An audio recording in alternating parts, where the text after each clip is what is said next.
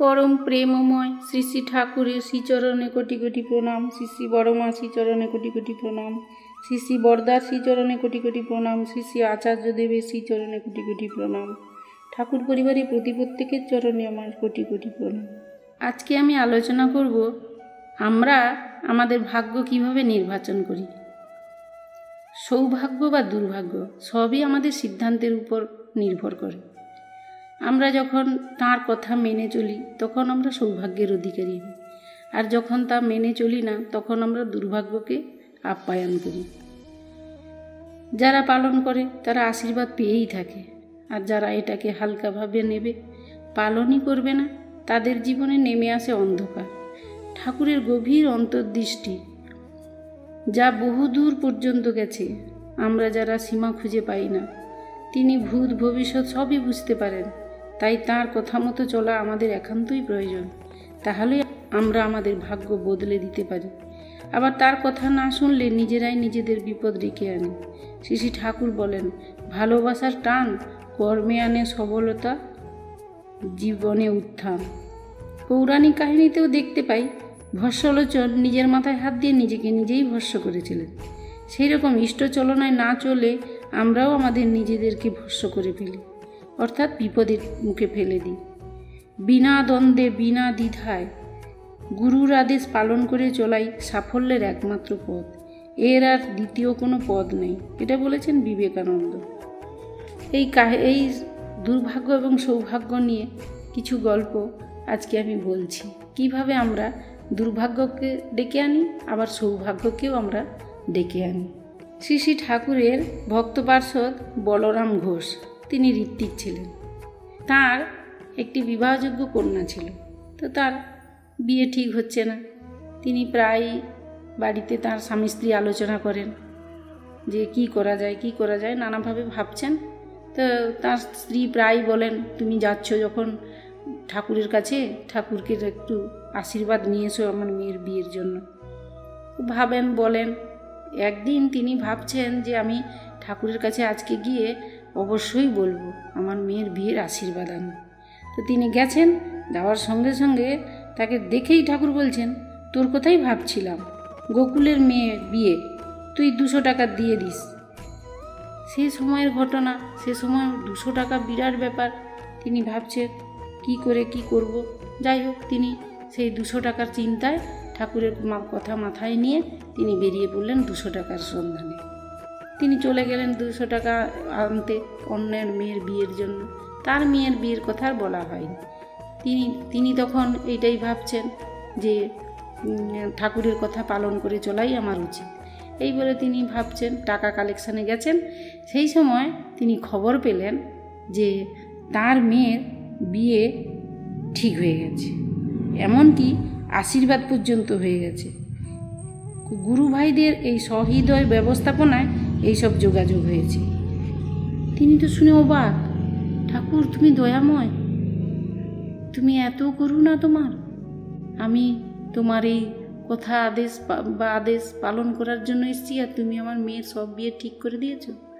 তিনি সেখানে প্রমাণ করলেন। ঠাকুর বলেছিলেন না, ভাবছ মিছে চলবে কিসে, ভাববার তুমি কে, ভাববার যিনি ভাবছেন তিনি, তুমি বাবু তাকে। তিনি সেদিন প্রমাণ করেছিলেন ঠাকুরের এই কথা একদম সত্য। যাই হোক, আবার একবার সেই আশ্রমেরই একটি ছেলে, সে অঙ্কে 0 পেয়েছে। পেতে তার মা তাকে খুব বকাবকি করেছে, তোর দ্বারাই কিচ্ছু হবে না, তোর পড়াশোনা আর হবে না, তুই কিছুই পারিস না, তোর মাথায় গোবর ভরা আছে, নানা রকমভাবে বকাবকি করেছে। আমরা মায়েরা যারা সন্তান পালন করি, আমাদের একবার ভেবে দেখা উচিত, সন্তানকে কি এরকম বলা উচিত? আসলে আমরা সাফল্যটাই আশা করি, ব্যর্থতা তো আশা করি না। তাই সাফল্য যখন আসেনি তাই তাকে যাতা শুনিয়ে দিলাম, কিন্তু তার যে কেন ব্যর্থতা সেটা একবারও আমরা খুঁজে দেখিনি, আর ঠাকুর কারণ মুখে। যাই হোক, ছেলেটা এসে সে আর কী করবে, তার মনটা খুব খারাপ। সে এসে ঠাকুরের কাছে বসছে। ঠাকুর তখন অসীম স্নেহ সিঞ্চিত স্বরে বললেন, দূর পাগল, মন খারাপ করিস কেন? বল তো, 0-এর আগে 1 বসালে কত হয়? সে বলল, আগে 10।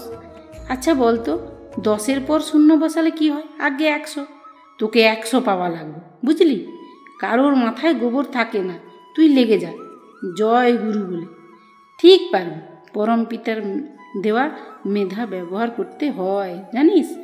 পড়াশোনার প্রতি আগ্রহ হারিয়ে ফেলা সেই ছেলে সেদিন অদম্য প্রেরণা নিয়ে বাড়ি ফিরেছিল এবং ভবিষ্যতে সেই গণিত বিষয়েই সে পিএইচডি করেছিল। এই ঘটনা থেকে বোঝা যায় যে ঠাকুর কারণমুখী, তিনি আগে দেখেন এবং তিনি হচ্ছেন গুরু। গু মানে অন্ধকার, রু মানে আলো। অন্ধকার থেকে যিনি আলোয় নিয়ে যান, তিনি সেদিন প্রমাণ করেছিলেন যে ঠাকুরই সেদিন তার হাত ধরেছিল। সবাই তাকে বকাবকি করলেও ঠাকুর তাকে সঠিক রাস্তার সন্ধান দিয়েছিল, তাই সে এত বড় একজন গণিতজ্ঞ হতে পেরেছিল। আবার একবার একজন দাদা গল্প করছেন যে দেখো জগন্নাথের তো হাত নেই, তো ভক্ত তাকে আঁকড়ে ধরে থাকে। তো তিনি বলছেন আমি একদিন একজনকে যাজন করছি, হঠাৎ একজন ওই গুরু ভাই এসে তাকে বলছে, দাদা আপনি ঠাকুরকে লোহা দান করবেন, আপনার মঙ্গল হবে। তো তিনি চলে গেছেন।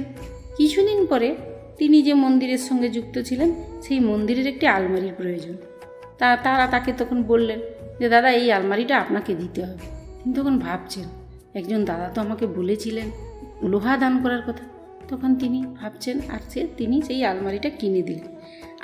আশ্চর্যের ব্যাপার, আলমারিটা কিনে দেওয়ার প্রায় 2 মাস কি 1 মাস পরেই আর কি তার বিরাট একটা ভয়ঙ্করভাবে গাড়ি দুর্ঘটনা হয়েছে, গাড়ি অ্যাক্সিডেন্ট হয়েছে। সে মানে গাড়িতে এমন হয়ে গেছে, গাড়ি দুমড়ে মুচড়ে চুপসে গেছে। কিন্তু আশ্চর্য ব্যাপার যে তিনি এবং ড্রাইভার ভালো আছেন, বেঁচে আছেন, সুস্থ আছেন। অবাক করা কথা।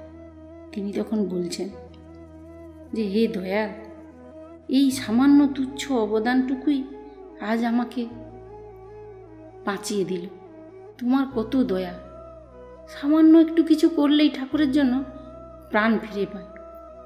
আর তিনি যখন যা বলেন, যা ঠাকুরের আশীর্বাদ যখন যা আসে, আদেশ নির্দেশ পালন করে চলাই আমাদের কর্তব্য।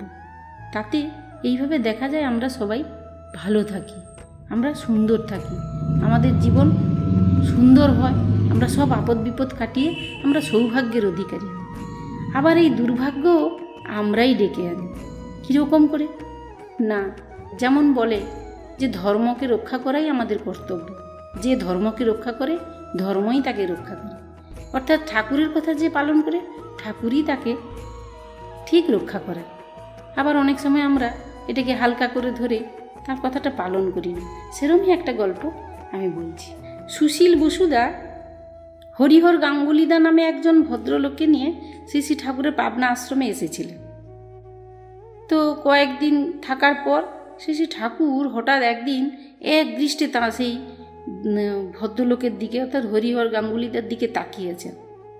দিয়ে তিনি বললেন, দাদা আপনি কি কাজ করেন? উত্তরে তিনি বললেন যে তিনি মার্টিন কোম্পানিতে 500 টাকা বেতনের ড্রাফটসম্যানের কাজ করেন। শুনে ঠাকুর বললেন, তাই নাকি? আচ্ছা, এই কাজটা কি পাবনায় পাওয়া যায় না? তো তখন হরিহরবাবু বললেন, জেলা বোর্ডে এ কাজের জন্য লোক অবশ্য নেয়। তো তাকে ডেকে তিনি বললেন যে তুমি ইঞ্জিনিয়ার সাহেবের সঙ্গে কথা বলো তো, এই দাদাকে যদি এই পাবনায় একটা এই কাজটা দেওয়া যায়। তো তিনি যথারীতি হরিহরবাবুকে নিয়ে ইঞ্জিনিয়ার সাহেবের সঙ্গে দেখা করলেন এবং তিনিও বললেন, হ্যাঁ বর্তমানে আমাদের একজন ড্রাফটসম্যান দরকার, কিন্তু উনি ওখানের কাজ ছেড়ে এখানে কি আসবেন? কেননা সেখানে এখন 500 টাকা বেতন পাচ্ছেন, পরে 700 টাকার উপরেও হতে পারে, কিন্তু এখানে তো এত বেতন আমরা দেব না, আমরা এখানে 150 টাকা দিব, বড় জোর পরে এটা বেড়ে 250 টাকা হবে। ওখানে তো আরও অ্যালায়েন্স আছে, অনেক কিছু নিয়ে ও অনেক টাকা বেতন, এখানে তো এত বেতন হবে না, তো এখানে আসবে কেন? তো ঠাকুরের নিকট গিয়ে সেই সমস্ত কথা নিবেদন করা হলো। ঠাকুর সব শুনে হরিহরবাবুকে জিজ্ঞেস করলেন, আচ্ছা আপনার পরিবারে কতজন লোক? তিনি বললেন 4 জন মাত্র। তখন ঠাকুর বললেন, ও বেশি টাকা দিয়ে লাভ নেই, 150 টাকা হলে 4 জনের খুব ভালোভাবেই হয়ে যাবে।